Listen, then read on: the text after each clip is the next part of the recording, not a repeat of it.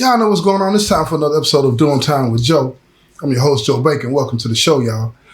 The line between the keepers and the kept in a place like this, it ain't as thick as you think. It's a gray, blurry, and dangerous space. And in that space, a man with a badge and a man with a number can find that they have a lot more in common than they're supposed to, especially when it comes to greed. This is a story about a partnership like that. About a crooked CO and a brilliant inmate and a hustle so audacious, so clean, they thought they had found the perfect crime. The CO was a man named Peterson. He was a lifer in his own way. 20 years on the job, a quiet and bitter man who was just counting the days until his pension. He had a wife with expensive tastes, a mortgage that was suffocating him, and a deep and corrosive resentment for the world. He saw the inmates with their own and hidden economies, and he saw a world of money that he was on the wrong side of. The inmate was a man named Julian, not a banger, not a killer. He was a genius, a white-collar criminal. He was in for running a multi-million-dollar identity theft ring on the outside. He was a man who understood systems, how to find the cracks, the loopholes, the vulnerabilities, and he saw the prison itself as just another system waiting to be exploited. They found each other in the prison law library. Julian was a clerk using his sharp mind to help other inmates with their cases. Peterson was the guard on duty, bored and watching. He saw the way Julian's mind worked, the way he could take a complex legal document and find the one single and fatal flaw. And he saw an opportunity. He approached Julian, his voice a low and conspiratorial whisper. "I see how your mind works, kid," he said. "You're a chess player. I respect that. I got a game for you, the bigger one." He laid out the idea. It was simple and brilliant. The prison had a database of every inmate's personal information, names, dates of birth, social security numbers, a treasure trove of identities, and Peterson had access to it. The plan was to use that information to file fraudulent tax returns in the inmates' names. Most of these guys were lifers or had been in the system so long they hadn't filed taxes in decades. No one would ever notice. The refund checks would be sent to a series of P.O. boxes that Peterson's contacts on the outside would set up. It was a clean and almost untraceable hustle, a victimless crime, Peterson called it. Stealing from the government, not from people. Julian was intrigued. He saw the beauty of it, the elegant simplicity. It was a game, a puzzle, and he was a master at puzzles. He agreed. The partnership was formed, a quiet and unholy alliance between a keeper and a kept. The crooked officer and the brilliant inmate, they were about to turn the prison itself into their own private and very profitable criminal enterprise. They thought they had found the perfect crime, but they had forgotten the one and simple rule of the hustle. There's no honor among thieves, especially when one of them is wearing a badge. The operation started small, a test run. Peterson brought Julian the personal information of 10 inmates, all of them lifers with no family on the outside, ghosts in the system. Julian, with his encyclopedic knowledge of the tax code, went to work. He created a series of fake W-2s, invented a history of low-wage jobs, of children, of tax credits.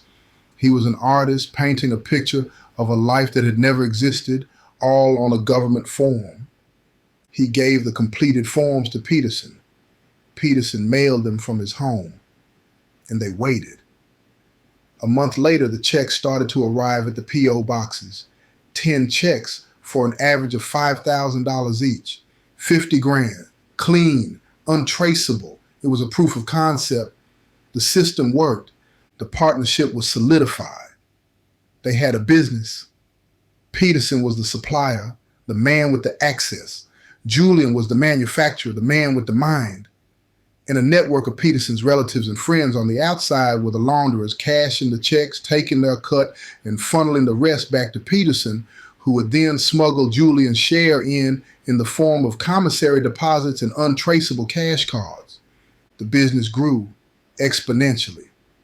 They started filing hundreds of returns a month. The money was a tidal wave. Peterson's life on the outside was transformed. He paid off his mortgage. His wife got a new car. The quiet and bitter man was gone, replaced by a confident and flush man of the world.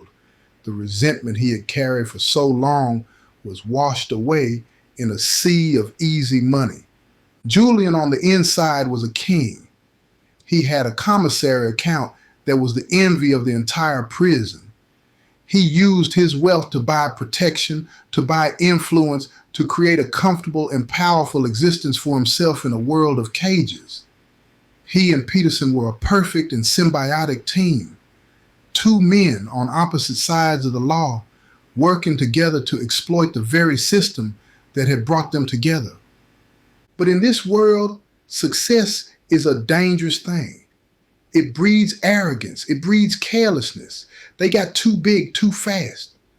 The sheer volume of refunds they were generating, all going to a small cluster of P.O. boxes, started to raise red flags at the IRS. A quiet and methodical investigation began. An algorithm, a computer in a basement somewhere in Washington, D.C., had found a pattern, and a human agent was now assigned to follow the thread. They didn't know it yet, but the clock was ticking. The perfect crime had a flaw, and the system they had thought they were so much smarter than was slowly and patiently beginning to hunt them down. The first sign of trouble was a quiet one. One of the P.O. boxes was shut down. No warning, no explanation, just a notice on the door. This box is closed. Peterson on the outside felt the first cold prick of fear. He told himself it was just a random administrative issue, but he knew. Deep down, he knew. The system was starting to look at them. He went to Julian. "We need to slow down," he said. "Let the heat cool." But Julian, high on his own success, on his own brilliance, just laughed. "The system is a sleeping giant, Peterson. We're too small for it to notice. It's just a glitch." He convinced Peterson to keep going, to just be a little more careful, to open new boxes in new towns. He was the strategist, the chess player, and he was confident he could outmaneuver the faceless and clumsy bureaucracy of the government. But the government is not a clumsy giant.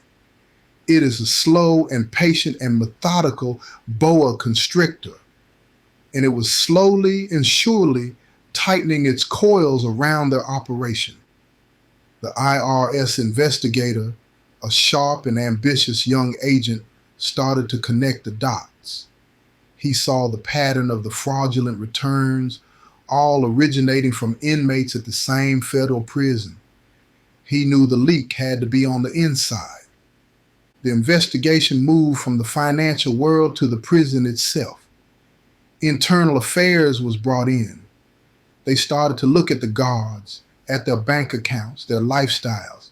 And Officer Peterson, with his new car, his paid-off mortgage, and his sudden and unexplained wealth, stood out like a sore thumb. They started to watch him. They put a tap on his phone. They put a tracker on his car. They started to build a case piece by piece, and damn in peace, they were just waiting for him to make a mistake. The mistake came in the form of his own, in greedy carelessness. He had gotten too comfortable. He started using his own cell phone to coordinate with his outside contacts. And the feds were listening to every single and incriminating word. The end came on a quiet Tuesday morning. They arrested him at his home in front of his wife, his neighbors, the quiet and unassuming prison guard, a federal felon. The shame was a physical and crushing weight. He sat in that same sterile interrogation room where so many of the men he had guarded had sat before him. And the federal agents laid it all out. The phone taps, the bank records, the whole and sordid paper trail. They had him, and he knew it. But then they offered him a way out. a deal. We know you weren't the mastermind, the agent said. We know you didn't have the brains to put this all together. It was the inmate, wasn't it, Julian? You give him to us, you cooperate fully, and we can help you. We can get you a reduced sentence. You can be out in 5 years, see your family again. It was the classic prisoner's dilemma. Stay silent, and they both go down for a long, long time. Talk and save yourself. Peterson, the man who had thought he was a player, was now just another rat in a cage being offered a piece of cheese, and he was hungry. The code of the corrupt, the fragile loyalty between two thieves was about to be tested. And in the cold and unforgiving calculus of self-preservation, it was a test that it was destined to fail. Peterson was a man who had built his second life on a foundation of betrayal. Betrayal of his oath as an officer. Betrayal of the public trust. And now he was about to commit his final and most personal betrayal. He was going to give up his partner. He sat in that interrogation room for 2 days. He told them everything. He laid out the entire operation, from the first test run to the last and fatal life insurance scam. And he painted a picture of himself as a victim, a man who had been manipulated, coerced by the brilliant and sociopathic inmate, Julian. It was a masterful performance of a man who was, at his core, a coward. The feds had their kingpin. They went to the prison and they arrested Julian in his cell. He was in the middle of a chess game with another inmate, a look of a calm and confident concentration on his face. When the guards came for him, he didn't even look surprised. He just nodded. He had always known this day would come. He was a chess player. He knew that every game eventually ends. Checkmate. The trial was a quiet and brutal affair. Peterson was the star witness for the prosecution. He took the stand in a suit and tie, and he testified against the man who had been his partner. He didn't look at Julian once. He just stared at the jury, his face a mask of a practiced and profound remorse. Julian at the defendant's table just watched him. He didn't show any anger, any emotion at all. He just watched. He was a scientist observing a particularly fascinating and pathetic species of insect. He knew he was done. Peterson's testimony, combined with the mountain of evidence, was a coffin that had been nailed shut. He didn't even put on a defense. He just sat there, and he let the system do its work. The jury found him guilty on all counts. The judge sentenced him to life in a federal supermax facility. He had been a king in a medium security prison. Now he was going to be a ghost in a concrete tomb. And Peterson, for his cooperation, got 5 years in a minimum security camp. A slap on the wrist. He had betrayed his partner, his uniform, his own and fragile sense of honor. And he had gotten away with it. Or so he thought. As they were leading Julian away, his eyes met Peterson's for a brief and final moment. And Julian just smiled. A small and knowing and terrifying smile. A smile that said, this game ain't over. It's just starting a new one. Peterson felt a chill run down his spine. He had saved himself from a long prison sentence, but he had just condemned himself to a lifetime of looking over his shoulder, of waiting for the ghost of the man he had betrayed to come and collect his final and most brutal debt. A minimum security camp is a different kind of prison. It's a world of green grass and no walls, a place where the system sends the ones it has broken or the ones who have helped it to break others. Peterson was the latter. He was a snitch, a rat, a man who had sold out his own partner to save himself. And even in this world of white-collar criminals and nonviolent offenders, that jacket was a heavy one to wear. He did his time in a quiet and paranoid isolation. He kept to himself, trusted no one. The ghost of Julian's final smile haunted him. He knew that Julian was a man who played a long game. And he knew that a man like that, he never forgets. He never forgives. He got out after 3 years on good behavior. He went home to a life that was in ruins. His wife had left him. His house was gone. The money he had made from the scam was gone, seized by the feds. He was a broken man, with nothing but the clothes on his back and a past that would follow him forever. He got a job as a night watchman at a warehouse, a quiet and solitary job for a man who was already a ghost. He spent his nights walking the dark and empty aisles, his own thoughts his only and tormenting companions. He had made a deal with the devil, and he was living in the quiet and lonely hell that was his reward. And Julian, in his concrete box in the Supermax, he was a different man.